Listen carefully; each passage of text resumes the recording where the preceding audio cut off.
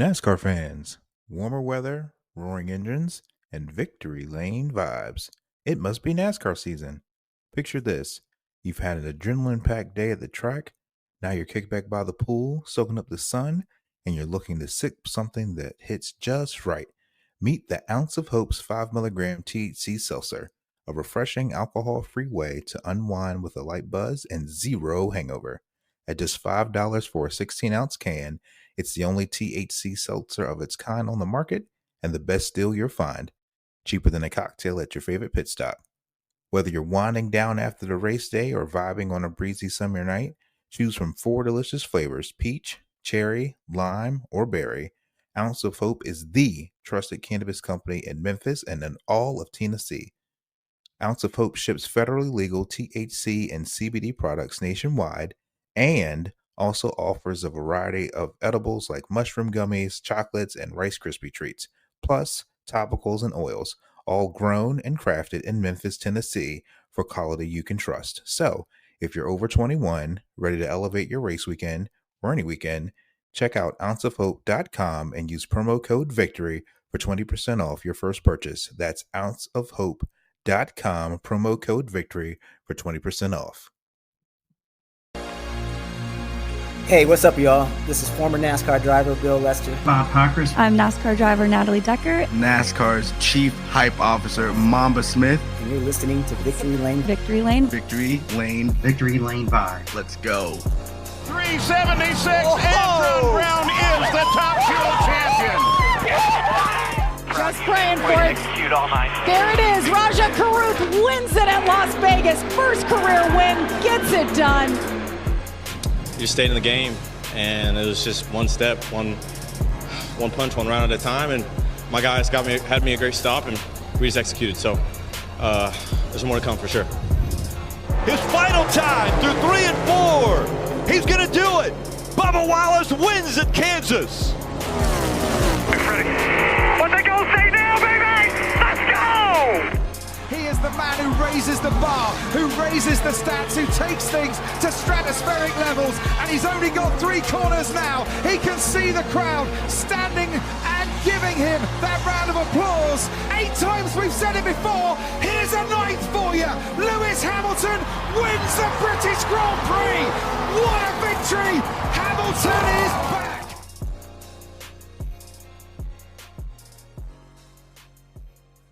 I'm definitely about to pick up that new iPad that came out this year, the regular one, for 120 gigabyte for 366.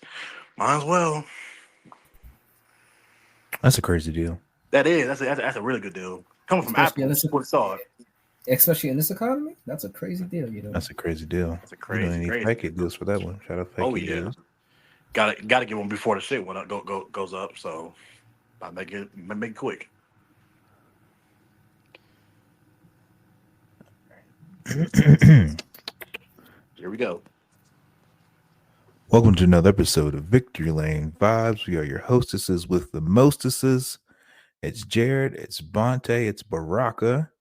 We are here post Bristol. And Art's gonna be mad if we use Broken Broom again, but I don't know. It seems kind of fitting that Larson once again attempted the three-peat and again failed. Yep. More on that in a moment. Let's rewind back to Friday night.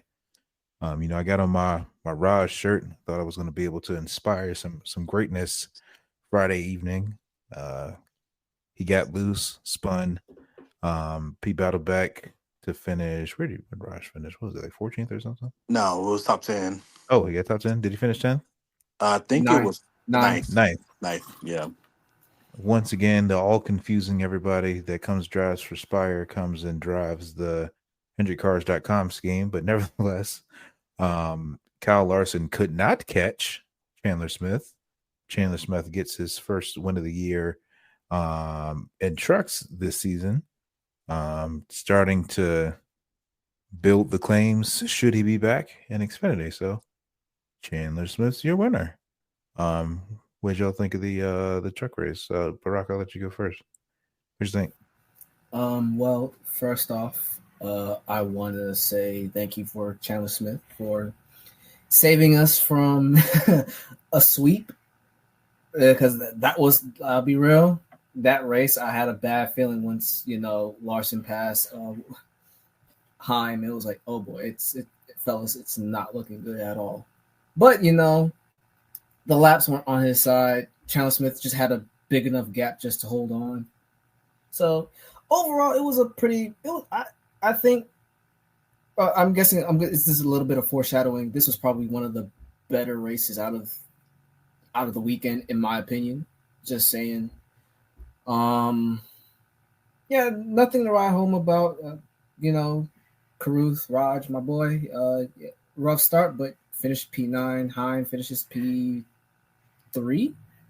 So I'm walking away with something. I'm walking away with my head held high, especially not seeing Kyle Larson, winning. So nothing much on the right about the truck race, though, in my eyes. That's fair. Bronte, what'd you think of the truck race? This shit mid as hell, man. I ain't gonna lie. This truck race was mid. Very mid. Congrats on winning, I guess. Yeah, whatever. Anyways, though, racing was race mid, but it was alright.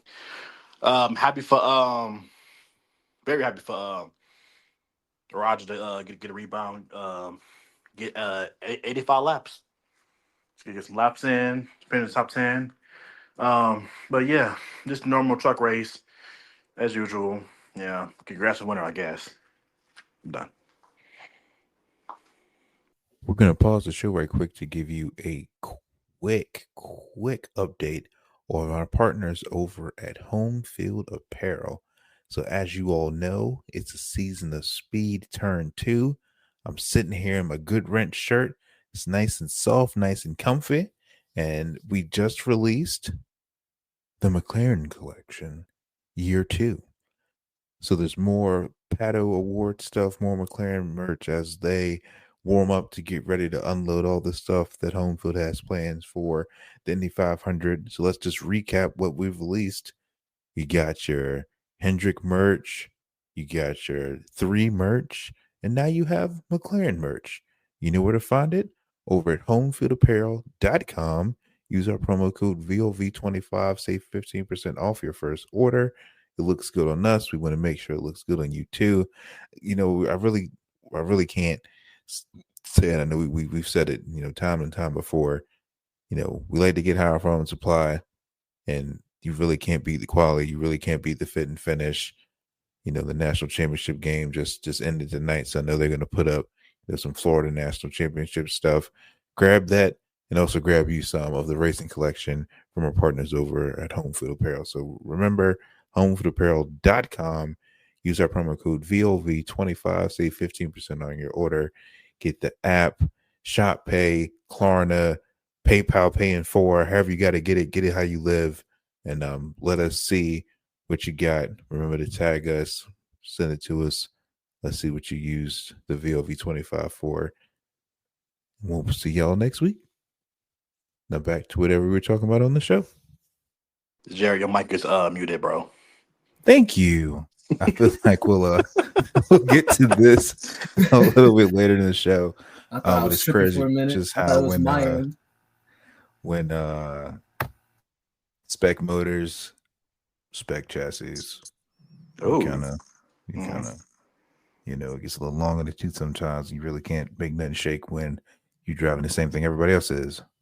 But yeah, it was just, I'd say it was a below average truck race. I was hoping that with the cooler temperatures that they experienced Friday, would have employed some more, pitch strategy or tire wear or something. But it was just more of the same old until the later stages of the race where the top started to come in and drivers were able to move around some and get racy towards the closing laps. But yeah, Chandler Smith gets it done for his first win this season. So we'll see what the rest of the season unfolds for him.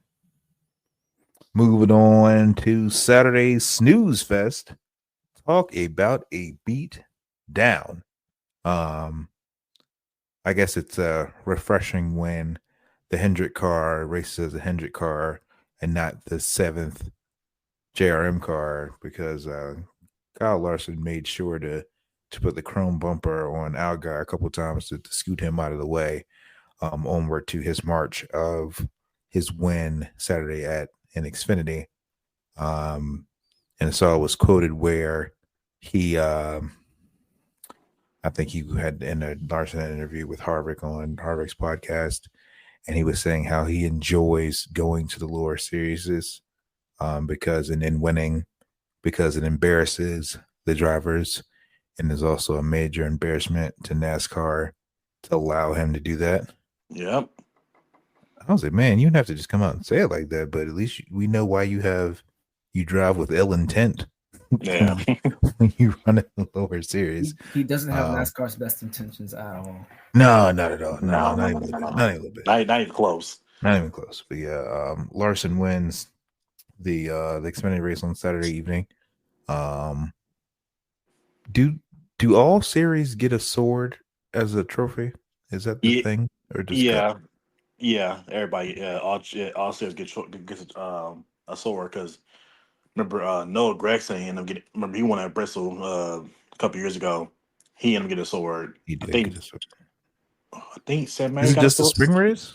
No, it's both. It's both races. This is really random. I'm sorry, but yeah, everybody likes to hear about the trophies, and Martinsville has the clocks. I think Bubba got a sword too, even though he never won at Bristol in the Cup Series, but he got one in like the Midget cars, something like that. I may be wrong. We'll work on that. But yeah, we'll work on that. But yeah, Larson runs Saturday.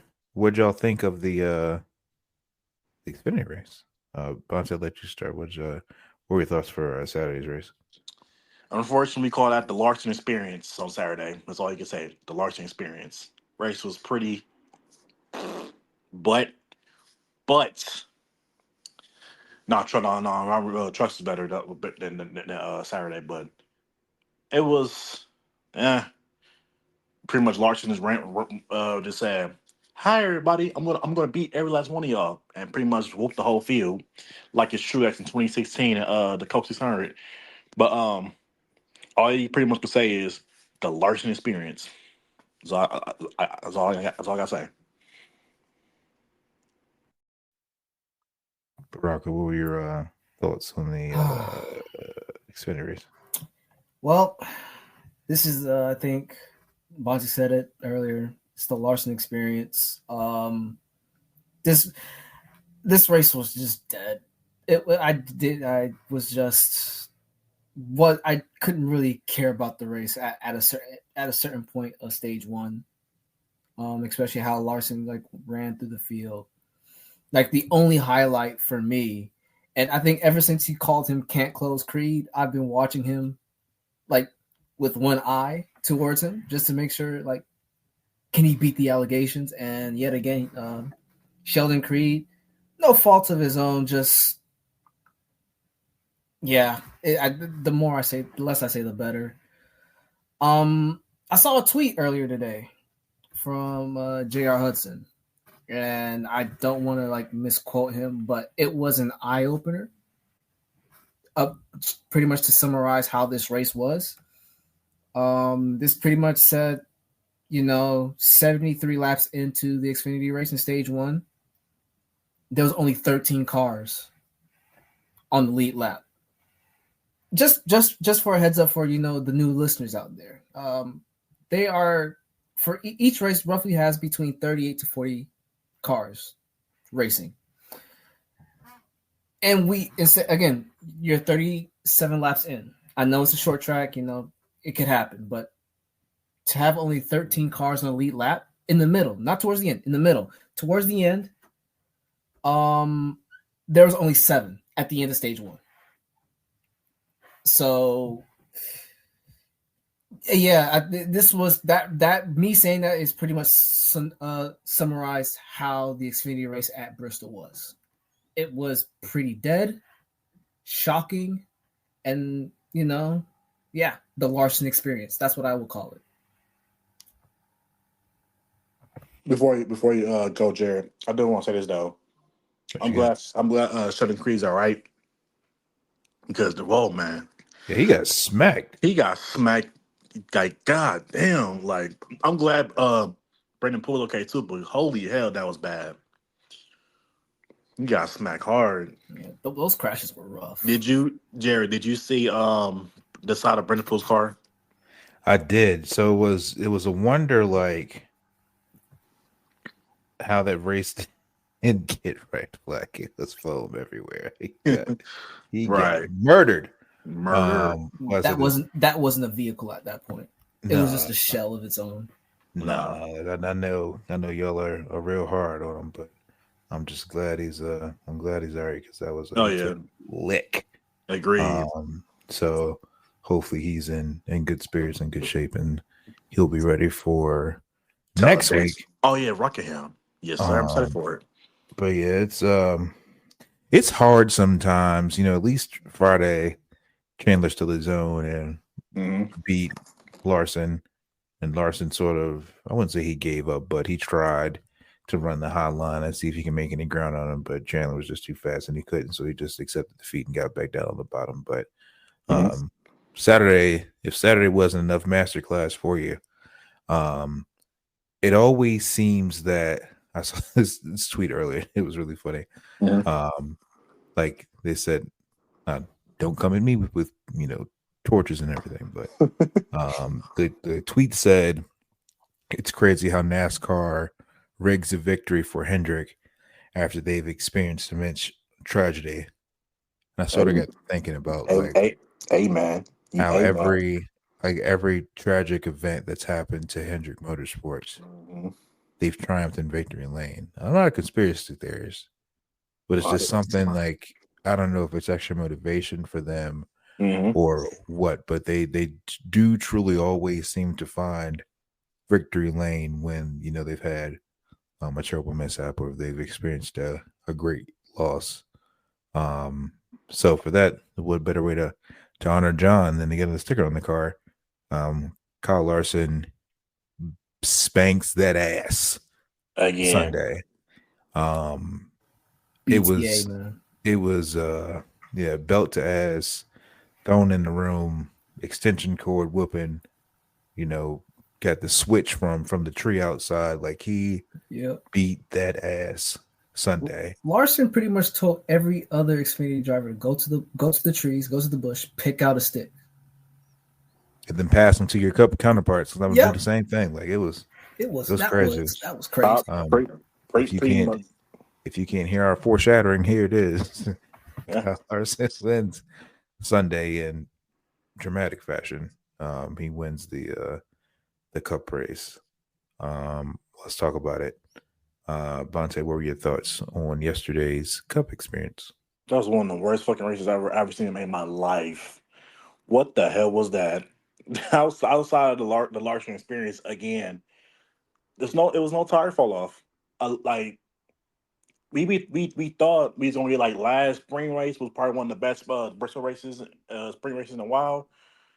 But man, that was a doozy. Like that was terrible. It was you could barely pass. There was no tire fall off. You could barely run the high line. Well, you can't run the high line actually. The problem is this package is so goddamn terrible, and NASCAR is seeing they don't give a fuck about this shit at this point because it's really starting to get frustrating now. Seeing like NASCAR said, "Hey man, you get this car, you ain't get shit else, my guy.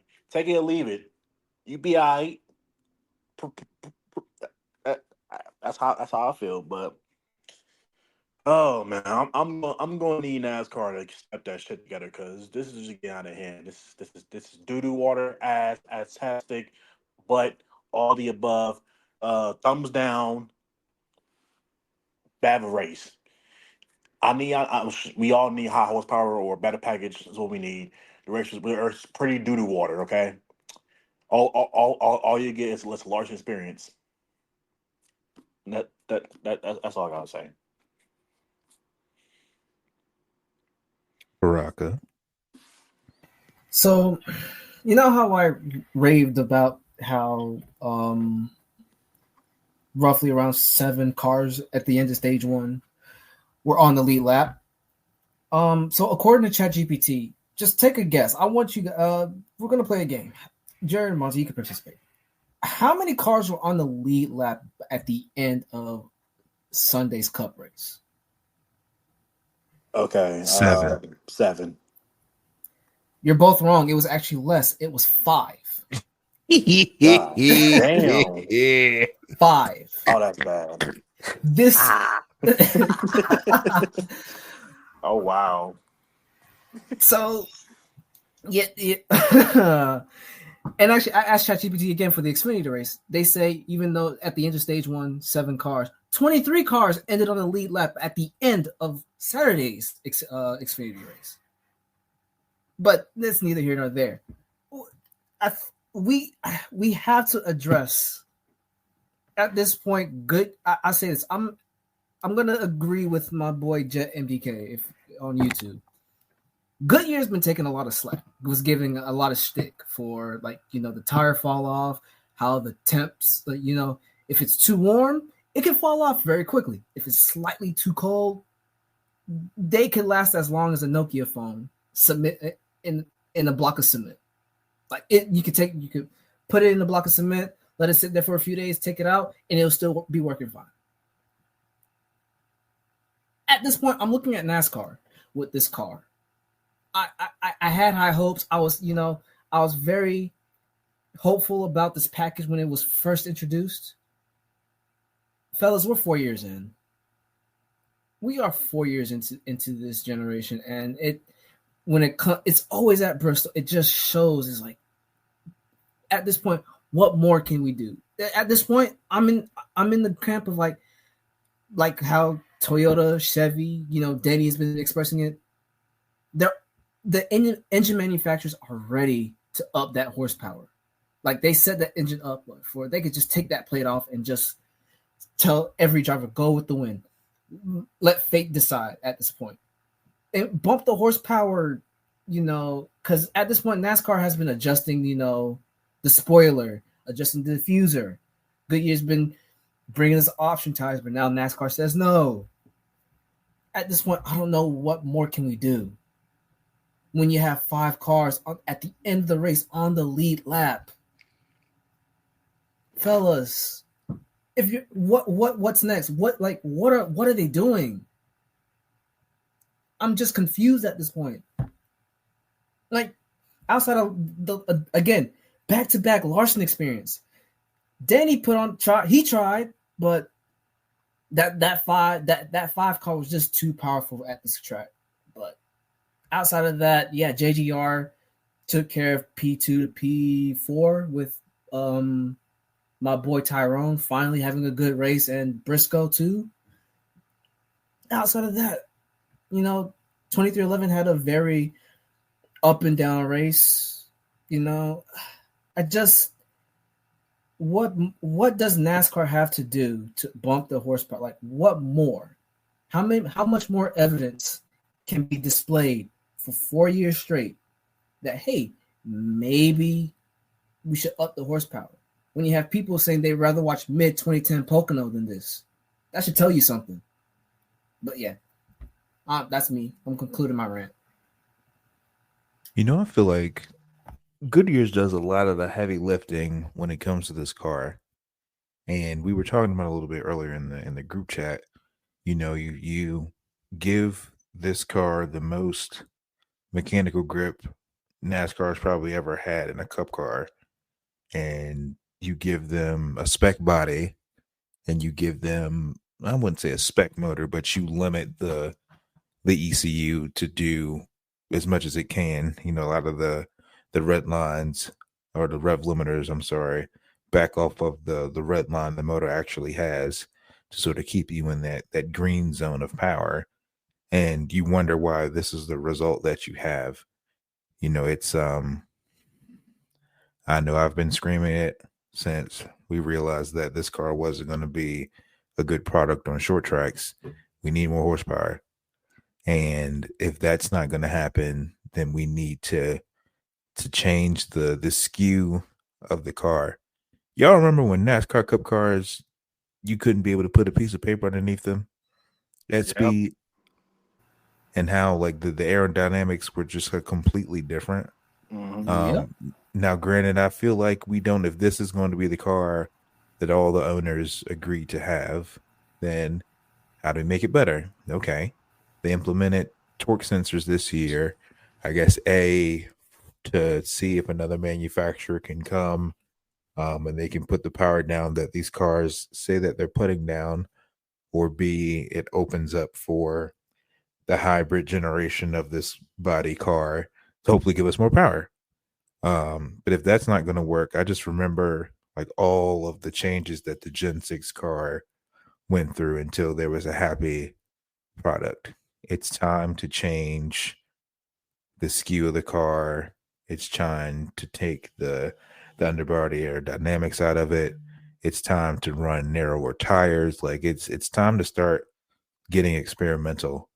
The All-Star race, we saw that one year when the All-Star race was held at Bristol, when they moved it, where they had the numbers rearward and they had the underglow under the car. It's time for us to get freaky. Yeah, was it gimmicky? Yes, but at least they were trying something. They were trying something. It's time to try something. At North Wilkesboro, I want them to run it with the undershield off of it. The speeds don't get that high. I just want to see what it does to the car. If it makes it more of a handful of drive, fantastic. If it doesn't, oh well, we tried something. Right. But I think it's time to start playing with the spoiler. It's time to start taking the underbody air off of it. It's time to see if we can get the car out of the air and change the spring rates or the suspension rates or something to make it do something. Because Goodyear said they can't go any softer. Then it's time to start playing with the car. Last year, we had a friend on here and said, let's go with a narrower wheel and tire package. If BBS made these wheels to be single lug and clear the braking, then I know they can make some modifications to the wheel and make them a little narrower on the car. If we're not going to mess with the power, maybe if we put a smaller contact patch underneath it, maybe we'll see some extra tire wear. Maybe you'll have to manage throttle again. That was one of the greatest things about last year's spring Bristol, because it threw everybody a curve like nobody knew what was going on. But your Denny's, your Martin Truex's, your veteran drivers who had to, pedal a car with 900 horsepower and keep the tires underneath it, you saw them prevail because that's how they used to race. It was nostalgic. They already knew what it was. That's what their whole career was based on. But I'm gonna put my stake in the flag for Richmond. Richmond is one of the greatest tracks we had on the schedule. And shout out to Steel Horse Live. I saw him tweet this the other day and it made me think about it. I wanted to bring it to the show and to get you all's thoughts too. Back before we had a spec car, Richmond put on phenomenal racing. Richmond was known as the action track. Richmond put on racing so good. It was the cutoff race before the playoffs started. Richmond put on racing so good. It was one of the first tracks that they put in the playoffs a couple years.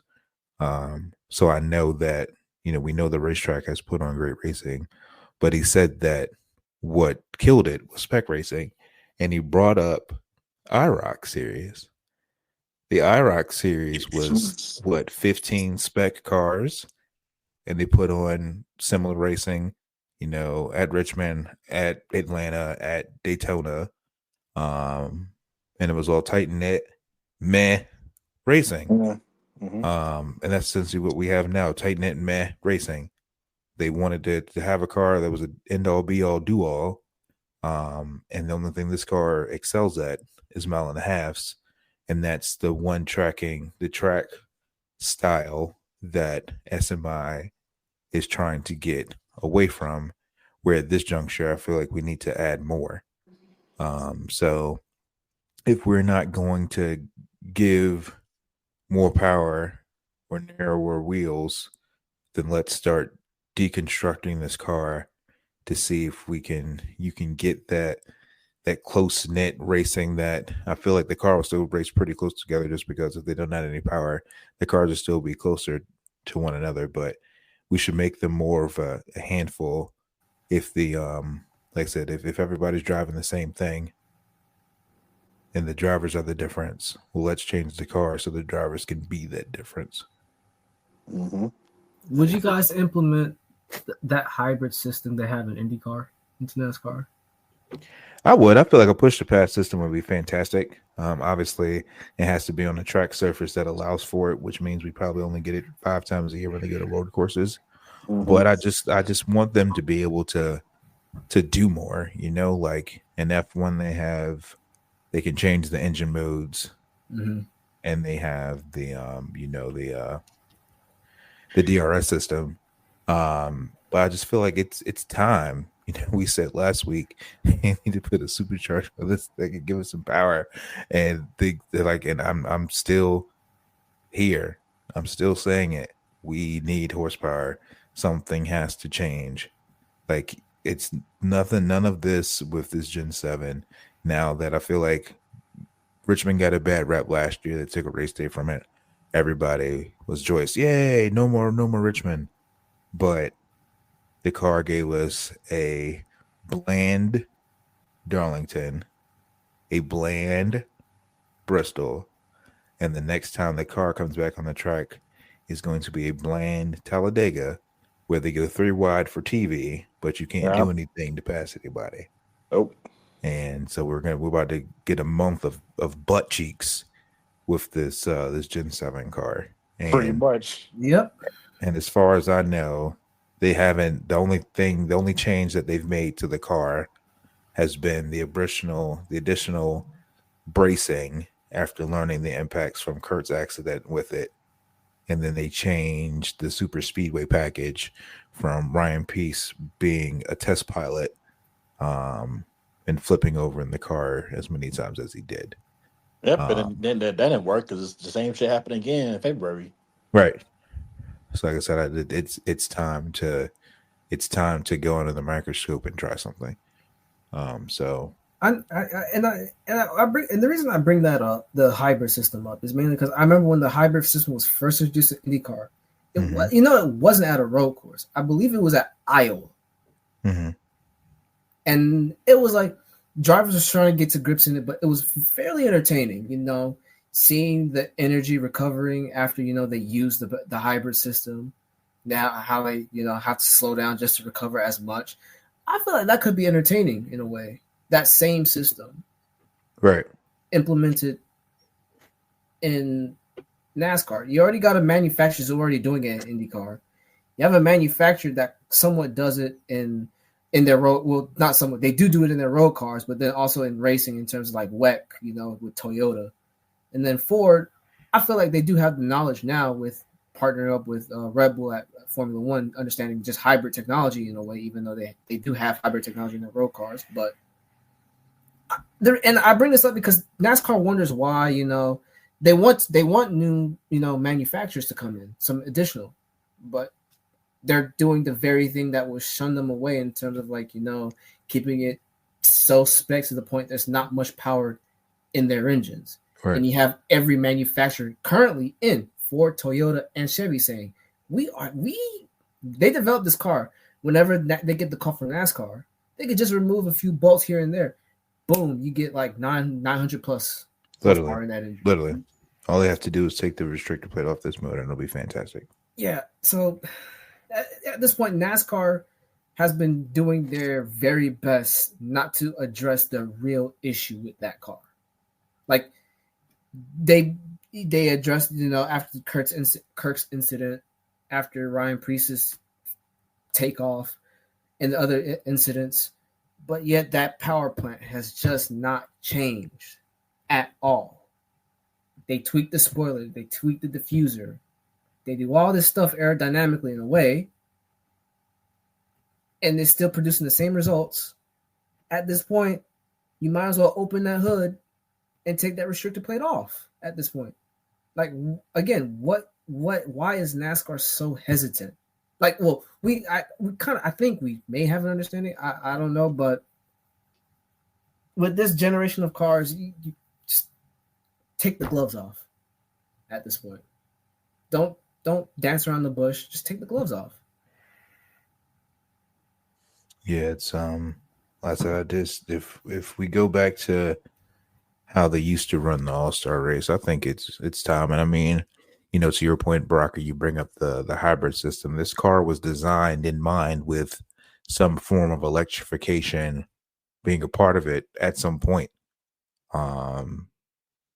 They might want to speed their timeline up because the people need horsepower. You know what I'm saying? We need some juice. Something, anything. I'd like for NASCAR to take a concerted effort and just try it. If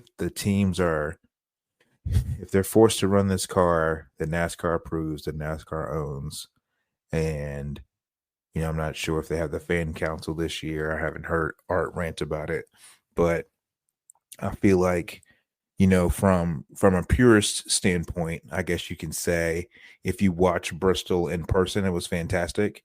Because I've said the same thing at some of those Richmond races where everybody had the tiki torches out and they're ready to march on Charlotte. If you watch the race in person, it was a great race because it was a tire strategy race. And, we'll get ready to lead into this segment here in a second, but you see how like you had to do something different than Kyle Larson to try and contend and fight with Kyle Larson. Christopher Bell yesterday tried to short pit to see if that could be his way around them, hoping that a caution would fly and, he'd be able to get up there and mixed up and have, him have Larson and everybody else who was in front of him stuck behind him because he was on fresher tires and try to see if they could fight their way back to the front.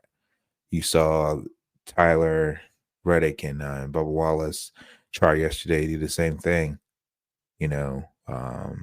Larson pitted and they tried to, stay out, unlap themselves and just see how long they could be out front, hoping for a caution, that never came. So I just feel like it's time for us to stop blaming Goodyear and for us to point fingers at the true culprit, which is NASCAR going after being an entertainment sports entity.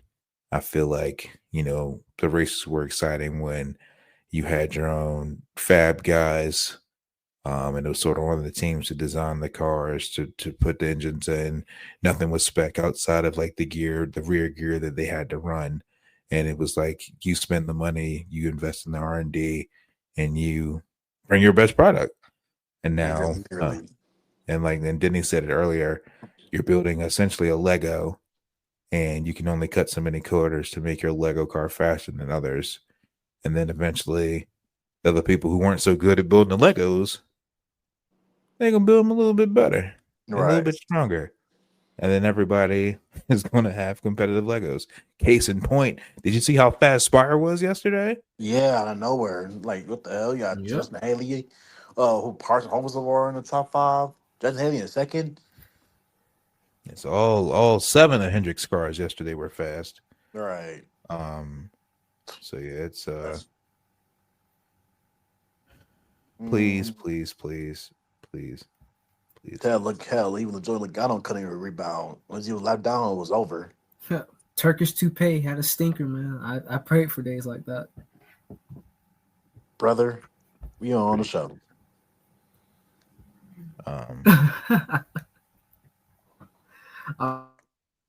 Yeah, I'm sorry. Jared already knows my issues with with Joey. All right, man. Then Joey was in the dumps yesterday, bro. Dumps. He couldn't even rebound. He couldn't bounce back. It's like it's crazy. If you miss the setup with this car, and if you don't, and you saw yesterday, if you don't have enough natural cautions to allow you to work on your car, the trenches you were stuck, the mud you were stuck, and you were just abysmal essentially the whole day. With that being said, which is crazy because Blaney finished 5th, I think. Literally, yeah, because Blaney had a rocket ship. He's had fast cars in back weeks. I feel like just couldn't pass. And speaking of in the trenches, we moved to the 2311 corner. Riley finished 28th. I feel like he had some flashes, but we're not going to get on him. He's learning. He's enjoying his time collecting data, working to be a faster driver. And then Tyler and Bubba finished 18th and 19th respectively. I guess the only win in this scenario for the 23 is no loss, no gain. He's still in eighth in points, and Tyler's still 7th in points. So even having a so-so day, no big changes on the leaderboard because there was a repeat winner, so nobody leapfrogged them in the standings, which is good. But yeah, it's just there wasn't, and then I'll let y'all speak out. At least from my perspective, when you don't have a lot of natural cautions, you really don't have a chance to adjust on your car. And if the car adjustments come on green flag runs and stage breaks, it's murder she wrote. Yep. I'm not gonna say it was a terrible day, but it was not a good day, of course. Bubba and Tyler, because it wasn't Bubba having the issues, Tyler was having issues as well. Tyler could have barely had his car in the top 10. Bubba was literally trying, and then Jerry, you could tell he was gaining some spots in the first stage. The only like when he get up to like 12th, and that was it. He couldn't even gain no more because how fucking terrible this car is when you're trying to pass. Not his fault, not Charles' fault. Car was just okay. Not okay, but like below average okay. But Bubba and Charles made the best out of it. Same with Tyler as well. It was in top 10, but just like literally 10th. Couldn't even gain more spots. I don't know. Just 23-11 just didn't have like a good day. Wasn't a day, but good thing is a off week this week. They can rebound and get ready for Talladega. Be more ready. But I'm not really ready. I'm not really looking forward to Talladega because that try to get on my goddamn nerves. But anyways though, that's rebound next week and boom. Other than that, it was Baraka. Yeah. I think as you stated earlier, they tried something. They really did. They try to hold out as much as they can, hoping there's a caution. Unlucky that it didn't show up. It's like the one time everyone wants to race clean that the caution doesn't really come out. So I can't fault on that. On them for at least trying to find a way to win or try to find a way to get farther up front. Because again, Bubba was marching up again when he got around the 12th, 11th position. He couldn't go up any further. Tyler was just barely hanging that car into the top 10 most of the race, especially in the earlier stages. I think it was just one of the few races where you could just chalk it off as like a bad day in the office in terms of like you did what you could, just outside factors in terms of like just the raceability of this car just wasn't there. So like, I think finishing 18th, 19th, given the situation, given the context, I'll take it. Again, Bubba doesn't drop. He doesn't move up, but he doesn't drop. So that's a positive sign for now. Take this week break, recoup, mentally prepare yourself for Talladega and the shenanigans, especially in the final stage. Just, so yeah, there's nothing much I could write home about or say other than that. Yeah, hopefully with this week off, they could look at some data and see how they can make this year's spring Talladega better than last year's. That's all I ask. Get in the group chat now, talk about the plan of action, see who all the Toyota drivers are going to be, lined up to compete, and get the orders out of the way. One thing that still sticks with me, that stuck with me from last year's Talladega, is Denny says he goes with whoever is faster. Manufacturer's orders be damned, and pass the same advice to his drivers as well. So I agree. Interesting to see in 2 weeks about how that shapes up. With Daytona, we got a taste. Not as it didn't get as far as we needed to, just because it takes so long with this new car to get a run, but hopefully qualify better. Obviously, the pit crew has performance over there on the 23 side, so you get track position, you stay up front, and you're there to make some noise at the end. So we'll see what happens in 2 weeks over on the Cup side. With that, ladies and germs, we go to Lights Too Bright. Lights Too Bright is brought to you by our partners over at Nectar Sunglasses. Visit nectarsunglasses.com and use promo code VictoryLaneVibes to save 15% off your first order. Let's hand some out. Bonte, who's your Lights Too Bright for this week? Current events excluded. Go ahead and use that. We was having a good day, Jared. Don't ruin it, okay? Don't ruin it, sir.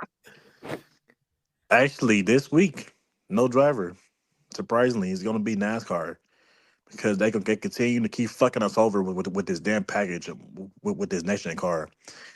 NASCAR thinks this car is good. No, this car is fucking terrible.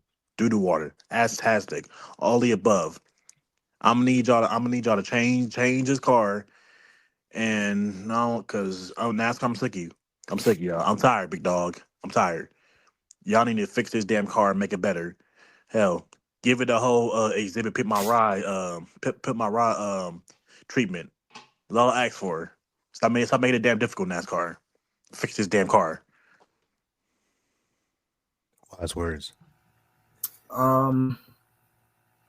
I did give him a slander name a few minutes ago, Logano, but I feel like me saying that will also ultimately lead into pretty much saying NASCAR too with this package. Like, as much as, like, again, I'm a hater. Yes, the 22. I am Turkish toupee hater right over here, number one. But the car pretty much amplified just how poor the raceability of this car was. And then if the team got just a slight setup wrong, their race was done. Like, you couldn't go up. So yeah, now I'm with Bonte with this one. NASCAR is on the Lights Too Bright list today. I feel like you should pick something else instead of copying me, Baraka. My God, no, I'm playing. Yeah, it's like, again, I wanted to say Joey, but again, it will end up leading to my saying NASCAR. My brother in Christ. What the hell, Yeah. Joey didn't even do nothing. Joey did not do nothing. Okay, all that man do is had a terrible day. Stop it. Oh, okay. I'm just saying. I'm joking, bro. But... Apparently, Fox did something egregious yesterday, but I wasn't paying close enough attention to the broadcast. So I'll give my Lights Too Bright. My Lights Too Bright is Sirius XM NASCAR Radio Channel 90. Oh my God! That's really specific, right? I was coming back from an event on my way home to watch the race on TV, and I feel like the radio broadcast had more commercials than Fox ever does. Oh, damn. It's like they go to commercial, they come back. Let's pause for station identification. They put up a commercial, come back, right back to commercial. We're going to stay with you for the last 23 laps of stage one. And I'm like, my brother in Christ, they're only running 15 seconds lap. So what, you going to be here for 4 minutes and then go back to commercial? And they did. Like, it's mega trifling. So please, on all accounts, and I'm so hopeful, please, Amazon, you better start the 600 weekend correct, and not give us all these dastard commercials. We want content. I want to hear the race. If I'm watching the race on TV, I want to watch the race. Like, and everybody's complaints like, oh, well, if you get mad at the broadcast, then you should spend money and go to the race. I was like, I don't know if you've seen the attendance yesterday, but right. So rest of it was a little expensive for some trash racing. little expensive for mid. I'm saying a little empty, Playboy. So y'all got to find other things to watch in this economy too with the tariffs. Yeah, That's crazy. Y'all got to do buy one ticket get 3 free or something. Y'all got to hook it up. But my light's too bright. It's too serious. I actually got another one. No, one. Oh, it's something different. Actually, you know what, Jared, you get the floor. I mean, at this point, you might as well, Brock. Yeah, you got time. Yeah, go ahead. For those who watched Sunday's Bahrain Grand Prix, at a certain point towards the end of the race, it seems like just the broadcast took a crap system and the timing charts were just unavailable for like the remaining like 20-ish laps.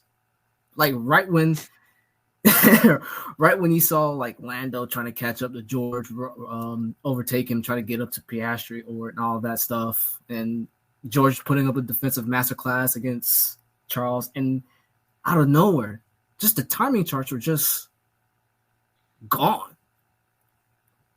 So I think I'll get my new lights, my new lights too bright to the F1 because they laid an egg in terms of like TV timing and all that. In terms of like how far are the drivers? How close is this battle you're hyping about? So yeah. Of course you got to talk about F1. No, I'm playing, bro. I'm playing. Shout out chicanery. Shout out chicanery though. Well, since you brought it up, I guess I'm compelled to answer. See, I don't know what F1 was on, but the timing and scoring tower went out. Somebody, what was it? Did George lose his steering wheel? The steering wheel ended up going out, or that was just they warned him that it could. I think so. Yeah. Yeah, I thought network capabilities and functionalities was only for poor sports, not F1. And something's going on with this track because during practice, again, half of practice 2, they had no power. So something's up. Yeah, is that to revisit that before MotoGP comes? Was that like half the racers getting enough power, or just like one team? Just towards the entire garage during testing, during like preseason testing, like all of day 2, like the day session for day 2 didn't exist because there was no power at all. Yeah. So something's going on with this Bahrain track. And what is MotoGP going there too? Yeah, I know MotoGP goes to. I know WEC is going there at the end of the season. I think so. That's something they gotta fix up. They got to fix up. Yes. Moving on. Mm-hmm. Open mic. No, I'm surprised I ain't speaking on driver this week. That's pretty shocking for me. Oh, I have. Oh yeah, I'm back. I don't have I won't put it in lights too bright, but I have an open mic. Go ahead. Your boy was at the race, Bonte. I ain't even know it. You know why I ain't even know it? Because he was in the back. Who? Your boy finished a bright 38th. All right, let me look at this. Wait, hold on. No. Wrong. Right was wrong. Hold on. Let me pull up the proper standings. I was looking at the polls. Your boy finished. Where did he finish? 34th. I'm sorry. Super Toilet of joy. Stacking pennies talking about something. I don't want to be in a Friday race in front of 50,000. I'm trying to be in Sunday in front of 100. I don't know if you seen what we seen, Playboy, but you went on TV this time, and it damn sure went 100,000 people in the stands on yesterday. But good on you, I guess. That's some dumb shit like stacking pennies. Right, respecting right. You could have had a truck win already. At least Jesse Love finished ahead of him, by the way. At least that's crazy. At least dog, they didn't taking college fund out taking money out of college kids fund. Dog. Brother, I'm proud. Shout out Jesse Love too with his debut. Yeah. He didn't get run over, which is good. Drove that beautiful C4 energy car. Shout out C4. Yeah, I was gonna say shout out C4, man. Proper energy right there. and he ran a faster. His fastest lap time was faster than Chase Elliott's. So, That's crazy. Hey man, I hate to say it, I really do. Trust me, I really do. But I think RCR picked up a good one. Yeah, just that long RCR don't fuck up this time with him. Yeah. Hey, I know it's open mic, but hey, my boy Tyrone actually got a good race. Yeah, shout out Ty Gibbs. Shout out Tyson I Gibbs. know he won't go be in the trenches forever. I guess to he stopped talking to himself and got a top 5 out of it. Right, Mr. Tyler Gibbs. I'm happy for you. You know, he was due for a good race this season. JGR was cooking yesterday. They all finished in the top 10. Yeah, it just sucks that there was a Hendrick car who somehow surprisingly passed post-race inspection on crack. I don't know how he passed post-race. Hey, it's HMS. It's HMS. What do y'all expect? It's just like I feel like, and I was thinking about it when we were talking about in the group chat yesterday, just going back to Bubba's day. He didn't have the security in his car enough to where he felt comfortable to move around. And Kyle was running like that diamond, like similar to what you do at Martinsville, like cutting off the corner to get, like, I guess you more angled straight on the straightaways to carry more speed. And Bubba was like, yeah, nah, I ain't going up there. I don't have the car to do it. He was pretty much in the bottom all race. Yeah. It's just crazy how Kyle Larson is a top of the track merchant, so to speak. So that's where he didn't have the speed and the truck running that line. But I'd be damned if he ain't waxed that ass in Xfinity and Cup. So it's just something, I guess, to look at going forward. Yeah. What do y'all think? Is Bristol better off not being covered in dirt for the spring race? See, should they lose the spring race and give it to another track? I definitely don't think I'll lose the spring race. But see, a lot of people talking about bring the dirt back. I hate to be that guy. I agree. I ain't gonna lie. I mess with the dirt race. I don't know. Yeah, it's just me. Not me biased because Bell won 2 years ago, but it was pretty good racing. I ain't gonna lie. I enjoyed the dirt race. Do I feel like we should bring it back? Yeah, sure. Is NASCAR gonna bring it back? Fuck no, because NASCAR don't listen to us. But I don't think they gonna leave out Bristol. Bristol too, like kind of a track. And it's not even Bristol. NASCAR need to fix his damn car. But yeah, all need NASCAR fix his damn car. As all I gotta say. But yeah, bring that back. You know what? I'm on the boat, man. Make NASCAR gimmicky again, man. Like, we bring back the gimmicks. No, because if NASCAR was gimmicky, we would have got more than 2 cautions yesterday. Yeah, right. Somebody would have threw like a brick or something on like old debris. And we would have got a caution. Bring back the dirt, man. I know it's a gimmick, but just do something. I really, in my heart of hearts, just please. What do you want, Jared? Please, let me hear you. I want horsepower. Y'all know what I want. We've been through this 15,000 times. I want horsepower, and if I'm not getting horsepower, change. You don't have to make drastic changes to the car. And I feel like everybody's afraid to touch the car because it's going to be some exorbitant cost that the team owners are going to have to absorb. You don't have to go crazy. You don't have to go crazy. Right. Take off the underbody. Try it just once on a short track where nobody can die. Just see if it's that much harder. Change the spring rate. Bring the nose down in the front. If it drives like a truck, who cares? You're trying something. But like, it's time to start unscrewing some of these things on this car and see what works. I feel like you've had it for enough time. Is this the 3rd or the 4th year? Fourth year. This is the 4th season. Yeah, it's time to break shit now. Right, literally, it's supposed to break shit now. And honestly, it's coming at a perfect time. They got a week break, you know. NASCAR. That's what I'm saying. You got a week break, bro. Just like pull up in the R&D and just start touching stuff and just see what comes off. Pause. They need to fix this super speedway package coming up because they said they fixed something. No, the fuck you didn't. You didn't fix it. You didn't fix the damn car. Look what happened to Ryan Priest. Man's did a front flip on the car. Never seen that before. You know how air gets under the car when the car is in the air. If you lower the car, right, not enough air getting underneath it. Like it doesn't matter your underbody aerodynamics or whatever. Yeah, do something. That Priest incident really took out the grass in Daytona the following season. Facts. Right. Yeah, it's crazy. And then he took off again. It's crazy. If you could, a lot of people are going to disagree with me, but if you give me like the package from 2016-17 Super Speedway package, then I'm all for it, man. Just fix this damn car as NASCAR. That's all I ask for. Why did they go back? That period, the Super Speedway package was actually pretty good. Like, well, I feel like it'll get right soon. I have faith. You can't leave the product this way. I just know you can't. At this point, is it faith or delusion? It's so I feel like what a great question. Right.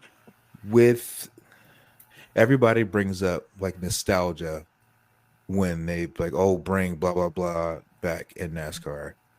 And I feel like people are so fixated on what used to be that they're delirious and like they want it so bad that they think it could just come right back like in 2025 and we can have it again. I said I don't have delusions of grandeur. I just feel like if NASCAR forced the teams to use this car and you're getting historic racetracks with a car that's putting on an abysmal product. And if your goal is to be more entertainment based than sport based, then you need to make it more entertaining and fix it. Like that's all my thing. If you want to lean into the entertainment thing, like you're the WWE and you have scripted race wins, whether you do or you don't, I don't care.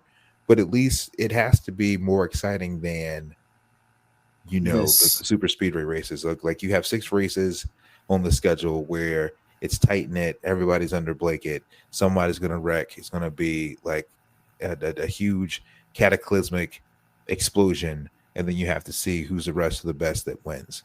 You just have I feel like the other 32 weeks of the season, you need to make it more compelling so people have a reason to come back and watch. Jeff Gluck's poll is all knowing, all telling, and yes, got its ass beat today. And I feel like I know that there's some people in NASCAR ranks that pay attention to that. Maybe they even vote on it too. Hopefully they do. But there should be, if there's enough uproar from your fan base about what's tolerable and what's not tolerable, then you take a look at it. People caused so much of a stink last year with how the championship ended that NASCAR said, okay, maybe not this coming season, but next season we'll take a look and change in the playoff format. Yeah. And I feel like it's if you cause enough of an uproar to make it affect the bottom line, and then that's where changes are going to come. So I don't give a damn what you do. Just tell Adam Stern to put out a tweet that you did something, and then that'll keep me quiet for a little bit. But here's the thing, they won't do that because apparently word on the street is another track might get the Atlanta Motor Speedway treatment. I ain't buying into that bullshit. You know what I want? You know what I want NASCAR to do? And Art, this is for you. Phil, this is for you. Bring back Kentucky. Fuck no. Kentucky. Fuck no. You know the funny thing is, it was either Kentucky or Kansas that were going to get that treatment, by the way. Fuck no. They better not touch Kansas. I would rather have a speedway series where they race the normal schedule everywhere else, and then Wednesday nights they meet in the middle of the country, and it's Wednesday night under the lights at Kansas. I would give me a race season of Kansas's before you touch this dog on track. If you want to play with something, go play with Kentucky, resurface that, go tear down Texas, and do whatever you want with that. I mean, hell, they can bring back Chicagoland. I miss Auto Club. Chicagoland was a fantastic track. Just clear off get all the Amazon trucks and F-150s off of it and bring them back. Same with Kentucky. I feel like the next gen car would put a really, really, really, really good race on that Kentucky. Yeah. I think that they all race. Just don't bring back Kentucky. That trash ass track. You never saw Kentucky with the next gen car. This car I don't give a damn. is fantastic on mile and a halves. This track That sucks. car would cook on Kentucky. Kentucky is progressive banking is the future. You know what, Jared? You remind me of if you watch the Avatar book 2, Earth Kingdom, the Dai Li trying to brainwash. Oh, brother. I'm not brainwashing. I'm just saying, if I was in charge of NASCAR for a day, the first thing that's coming back is Kentucky. The second thing that's coming back is 900 horsepower. The third thing that's coming back is getting rid of these thick tires. I want 900 horsepower. I want the tires half as wide, and I want chaos. It's just like in the opening season of Days of Thunder. He's like, you're used to Indy cars, open wheel, where you got half the power, and the tires are twice as wide. In the stock car racing, you got double the power and half the tire size. You got to learn how to manage your tire wear. I agree with everything but Kentucky. Man, y'all. Lastly, shout out to Tony Stewart, by the way. Yeah, and also, thank you, Baraka. Shout out to Tony Stewart. In case you missed it, Tony Stewart won his first NHRA Top Fuel Dragster event this weekend at the Ford Wide Nationals in Las Vegas. Shout out to Smoke. He too wins in every damn thing he puts his ass in. Pause. Yeah, good on him too. Good on him to get his first win for his race team in place of his wife. Shout out to Smoke. Y'all got anything else? I ain't got nothing else, boss. Comments, concerns. Throw that supercharger on that engine, bro, and call it a day. Shout out to Home Field Apparel. Yeah, shout out to Home Field. Shout out to our partners over at Home Field. Shout out to our partners over at Ounce of Hope. Shout out again to Nectar Sunglasses, all the people behind the scenes that make us all beautiful and wonderful and prettyful for you guys. Sir. But yeah, are we recording next week? We gonna do an episode for just trucks and Xfinity, or are we taking a week off? Yeah. Yes, we are. Yeah, we gotta do that. It's Rockingham. We'll plan a game for the Rockingham episode. I feel like only 2 series isn't going to be a lot of content unless this race is off the hook. But we'll see you next week. Appreciate y'all for listening. Appreciate y'all for being here. Like, comment, subscribe. Tell your mammy, tell your Grammy. Follow us on all of our socials. Be sure to catch this episode when it launches. And we'll see you after the rock. Art's not here, so I guess I'll play my own music. See you. See you next week. We out of here.